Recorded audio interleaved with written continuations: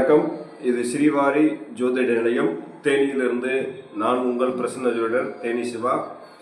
நம்ம பாலக்கிரக தோஷம், ஒரு குழந்தை பிறந்த நட்சத்திரத்திலிருந்து வரக்கூடிய ஒரு சில கோச்சார நிலைகளையும் அந்த கிரகத்தினுடைய வலிமையும் நட்பு வீடு, பகை வீடு, நீச்ச வீடு ஆகியவற்றை அறிந்து இந்த பாலகிரக தோஷம் என்பதை நட்சத்திர ரீதியாக பார்த்துட்டு வந்துட்டுருக்கோம்.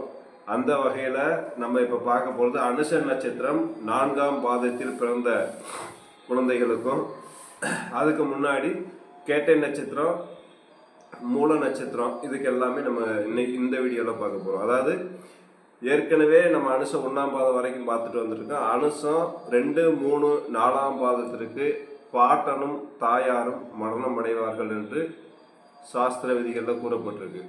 அப்போ ஒரு குழந்தை அனுஷ நட்சத்திரம் 1ஆம் பாதத்தில் பிறந்துச்சு அப்படின்னா அவங்களுக்கு பிதாவும் தாயும் மரணம் அடைவாங்க அப்படின்னு சொல்லி சாஸ்திர விதிகள் சொல்லுகிறது. அதே இது அந்த நட்சத்திரத்தோட அதிபதி வலுவாக இருந்து நல்ல தசாபுத்தி நடந்தா அவங்களுக்கு அந்த மரணம் ஏற்படாது அப்படின்னு சொல்லி சொல்லப்படுகிறது. நம்ம இது ஒரு எச்சரிக்கையும் கவனமாக இருக்கணும் அப்படின்றதுக்காக தான் அந்த இதவே சொல்லிக்கிட்டு இருக்கோம்.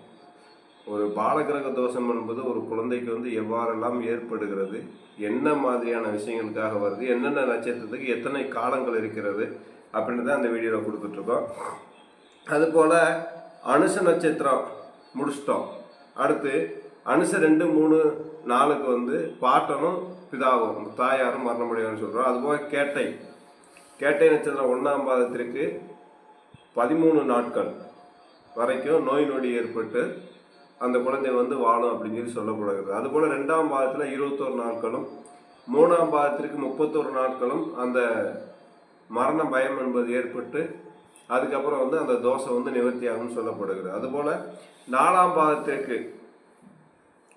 பாதத்திற்கு தாயும் சிசுவும் இருவருமே இறப்பாங்க. சொல்லுவாங்க, குழந்தை பிறந்துச்சுங்க, அம்மாவை கொண்டுட்டு இருந்துச்சு, இந்த குழந்தை இறந்து போச்சு அப்படிம்பாங்க. அந்த மாதிரி தாயும் சிசுவும் 4ஆம் பாதத்திற்கு இறக்கக்கூடிய ஒரு காலகட்டங்கள் இருக்குது. கேட்டை 3ஆம் பாதத்திற்கு 31 நாட்கள் இருக்குது. அப்போ கேட்டை 1, 2, 3, 4க்கு 1ஆம் பாதத்துக்கு உடனேவும், 2ஆம் பாதத்துக்கு 20 நாட்கள், 3ஆம் பாதத்துக்கு 31 நாட்கள், 4ஆம் பாதத்துக்கு தாயும் சிசுவும் மரணத்தை தழுவுவார்கள் என்று சொல்லப்படுகிறது. அதுபோக மூல நட்சத்திரம் 1ஆம் பாதத்தில் பிறந்தக்கூடிய குழந்தைகள் பிறந்த நட்சத்திரம் மூலமாக இருந்தால் அந்த பிறந்தக்கூடிய குழந்தையோட தகப்பனாருக்கு மரணம் ஏற்படும் அப்படின்னு சொல்லப்படுது. குழந்தை பிறந்துச்சுங்க, தகப்பனார் இறந்து போனாருப்பாங்க. அந்த மாதிரி விஷயங்கள் எல்லாமே இந்த பாலகிரக தோஷத்தை நம்மளால் கணிச்சு போய் சொல்ல முடியும். அதுபோல் 2ஆம் பாதம் மூல நட்சத்திரம் 2ஆம் பாதத்துக்கு 80 நாட்கள் வரைக்கும் அந்த குழந்தை உயிரோடு இருந்துச்சு அப்படின்னா அதுக்கடுத்து அதனுடைய வளர்ச்சி வேறு விதமாக இருக்கும் அப்படின்னு சொல்கிறாங்க. 3ஆம் பாதத்துக்கு மாமனும் தாயும் மரணம். மூல நட்சத்திரம் 3ஆம் பாதத்துக்கு தாயும் மாமனும் மரணம்.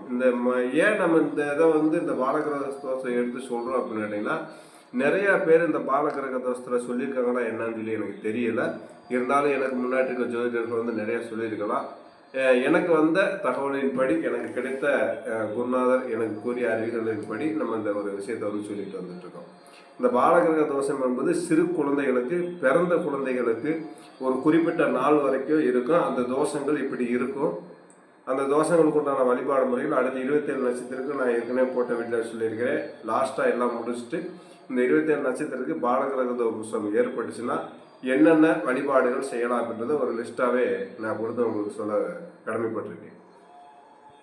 இந்த ஒரு பாலகிரக தோஷ விஷயம் சிறு குழந்தைகளுக்கு, அதாவது பிறந்த குழந்தைகளுக்கு, தாயோட வயிற்றிலிருந்து வெளியே வந்த குழந்தைகளுக்கு எவ்வளோ தூரம் பாதிப்புகளை உண்டு வரும், அந்த குடும்பத்தாரில் யாராருக்கு பாதிப்பு வரும், தாயாருக்கு என்ன பாதிப்பு வரும், தகமனாருக்கு என்ன பாதிப்பு வரும், தாத்தா பாட்டிக்கு என்ன பாதிப்புன்றது சொல்லிட்டு வந்துட்டுருக்கோம். இன்னும் அடுத்து வரக்கூடிய வீடியோக்களில் தொடர்ந்து இந்த பாலகிரக தோஷத்தை பற்றி பார்ப்போம். நன்றி, வணக்கம், வாழ்க வளமுடன். உங்கள் பிரசன்ன தேனி சிவா. வாழ்க வளமுடன்.